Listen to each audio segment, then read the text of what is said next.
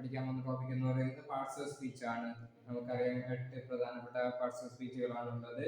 അതിൽ ആദ്യത്തേത് എന്ന് പറയുന്നത് നൗൺ ആണ്. ആദ്യത്തേത് നൗൺ, രണ്ടാമത്തേത് പ്രൊനൗണ്, മൂന്നാമത്തേത് വെർബ്, 4 ആഡ്വെർബ്, അഞ്ചാമത്തേത് അഡ്ജക്റ്റീവ്, ആറാമത്തേത് പ്രിപ്പോസിഷൻ, ഏഴാമത്തേത് കൺജങ്ഷൻ, എട്ടാമത്തേത് ഇന്റർജെക്ഷൻ. അതിൽ നൗൺ എന്ന് പറയുന്നത് ഡിസ്ക്രൈബ് ചെയ്യാം.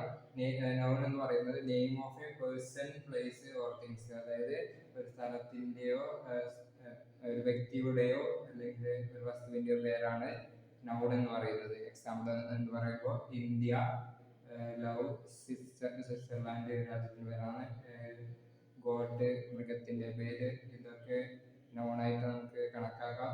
അതായത് പേഴ്സന്റെയോ പ്ലേസിന്റെയോ വസ്തുവിന്റെയോ പേരാണ് നൗൺ എന്ന് പറയുന്നത്. അടുത്ത രണ്ടാമത്തെ പാർട്സ് ഓഫ് സ്പീച്ച് എന്ന് പറയുന്നത് പ്രൊനൗൺ. പ്രൊനൗൺ എന്ന് പറയുന്നത് നാമത്തിന് പകരം ഉപയോഗിക്കുന്നതാണ്. Replaces A noun. അതായത് നാമത്തിന് പകരം ഉപയോഗിക്കുന്നതാണ് പ്രൊനൗൺ എന്ന് പറയുന്നത്. അതായത് ഹി, ഷീ, ഇറ്റ്, ദേ എന്ന് പറയുന്നതാണ് പ്രൊനൗൺസ് ആയിട്ട് നമ്മൾ യൂസ് ചെയ്യുന്നത്. ഹി, ഷീ, ഇറ്റ്, ദേ. അടുത്തത് മൂന്നാമത്തെ പാർട്സ് ഓഫ് സ്പീച്ച് എന്ന് പറയുന്നത് വെർബാണ്. വെർബ് എന്ന് പറയുന്നത് നമുക്കറിയാം ഒരു ആക്ഷൻ ആണ്, പ്രവൃത്തിയാണ് വെർബ് എന്ന് പറയുന്നത്. Shows action or state of being. അതായത് ഒരു സിറ്റുവേഷൻ കാണിക്കുന്ന അല്ലെങ്കിൽ ഒരു പ്രവൃത്തിയെ കാണിക്കുന്നതാണ് വെർബ് എന്ന് പറയുന്നത്. റണ്ണ്, വാക്ക്, ഈറ്റ്, കഴിക്കുക, നടക്കുക എന്ന് പറയുന്നതൊക്കെ വെർബിന് ഉദാഹരണമാണ്. ജമ്പ്, ചാടുക എന്ന് പറയുന്നത് ഒക്കെ ഒരു വെർബിന് ഉദാഹരണമാണ്. എക്സാമ്പിൾ റണ്ണ്, വാക്ക്, ഈറ്റ്, ജമ്പ് ഇതുപോലുള്ള പ്രവൃത്തികൾ വെർബിന് ഉദാഹരണമാണ്. അടുത്ത പാർട്സ് ഓഫ് സ്പീച്ച് എന്ന് പറയുന്നത് ആഡ്വെർബാണ്. അതായത് വെർബിനെ ഡിസ്ക്രൈബ് ചെയ്യുന്ന അല്ലെങ്കിൽ അഡ്ജക്റ്റീവിനെയോ അല്ലെങ്കിൽ മറ്റൊരു ആഡ്വെർബിനെയോ ഡിസ്ക്രൈബ് ചെയ്യുന്നതിനാണ് ആഡ്വെർബ് എന്ന് പറയുന്നത്. അതായത് ഡിസ്ക്രൈബ് ചെയ്യുന്നത് ഇതിനെ വെർബിനെയും അഡ്ജക്റ്റീവിനെയും ഒക്കെ ഡിസ്ക്രൈബ് ചെയ്യുന്നതിനാണ് ആഡ്വെർബ് എന്ന് പറയുന്നത്. നമുക്ക് വെരി, ക്വിക്കലി, യെസ്റ്റർഡേ തുടങ്ങിയവയാണ് ഇതിന് ഉദാഹരണമായി എടുക്കാൻ പറ്റുന്നത്. വെരി, ക്വിക്കലി ഒക്കെ യൂസ് ചെയ്യാറില്ല. അത് ആഡ്വെർബിന് ഉദാഹരണമാണ്. അതായത് വെർബിനെ അഡ്ജക്റ്റീവിനോ ഡിസ്ക്രൈബ് ചെയ്യുന്നത്, അതാണ് ആഡ്വെർബ് എന്ന് പറയുന്നത്. അഞ്ചാമത്തെ പാർട്സ് ഓഫ് സ്പീച്ച് എന്ന് പറയുന്നത് അഡ്ജക്റ്റീവ്. അഡ്ജക്റ്റീവ് എന്ന് പറയുന്നത് describes a noun, a or pronoun. പ്രൊനൗണിനെയോ നാമത്തെയോ അല്ലെങ്കിൽ നൗണിനെയോ പ്രൊനൗണിനെയോ ഡിസ്ക്രൈബ് ചെയ്യുന്നതിനെയാണ് അഡ്ജക്റ്റീവ് ചെയ്യുന്നത്, അല്ലെങ്കിൽ മോഡിഫൈ ചെയ്യുന്നതിനെയാണ് അഡ്ജക്റ്റീവ് എന്ന് പറയുന്നത്. നൗണിനെയോ പ്രൊനൗണിനെയോ ഡിസ്ക്രൈബ് ചെയ്യുക അല്ലെങ്കിൽ മോഡിഫൈ ചെയ്യുക, അതിനെയാണ് അഡ്ജക്റ്റീവ് എന്ന് പറയുന്നത്. നമുക്ക് ഉദാഹരണമായിട്ട് റെഡ്, ഹാപ്പി, ബ്യൂട്ടിഫുൾ തുടങ്ങിയ വേർഡ്സ് യൂസ് ചെയ്യാറുള്ളത് അഡ്ജക്റ്റീവിന് ഉദാഹരണമാണ്. ഒരു സെന്റൻസിൽ റെഡ്, ഹാപ്പി, ബ്യൂട്ടിഫുൾ ഇങ്ങനെ യൂസ് ചെയ്താൽ അത് അഡ്ജക്റ്റീവായിട്ട് നമുക്ക് എടുക്കാം.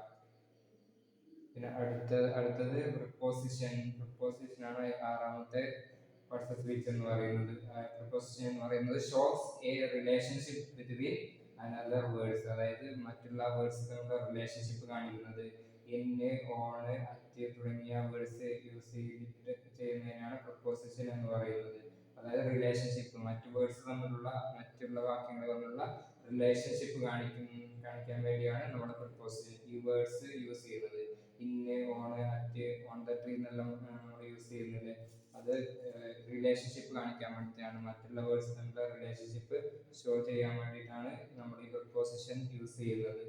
ഏഴാമത്തെ പാർട്സ് ഓഫ് സ്പീച്ച് എന്ന് പറയുന്നത് കൺജങ്ഷൻ. കൺജങ്ഷൻ എന്ന് പറയുന്നത് ജോയിൻ വേർഡ്സ് ആണ്. ജോയിൻ വേർഡ്സ് ആയിട്ട് ജോയിൻ വേർഡ്സ് ആണ്. അതായത് വേർഡ്സിനെ നമ്മൾ ജോയിൻ ചെയ്യാൻ വേണ്ടി യൂസ് ചെയ്യുന്ന വേർഡ്സുകളാണ് കൺജങ്ഷൻ എന്ന് പറയുന്നത്. നമുക്കറിയാം രണ്ട് തരത്തിലുള്ള കൺജങ്ഷൻ ഉണ്ട്. കോർഡിനേറ്റിംഗ് കൺജങ്ഷൻസും സബോർഡിനേറ്റ് കൺജങ്ഷൻസും. അത് സെന്റൻസിനനുസരിച്ചിരിക്കും കോർഡിനേറ്റ് ആണോ സബോർഡിനേറ്റ് ആണോ യൂസ് ചെയ്യേണ്ടത് എന്ന് നമ്മുടെ സെന്റൻസ് അനുസരിച്ചാണ് നമ്മൾ തിരഞ്ഞെടുക്കുന്നത്.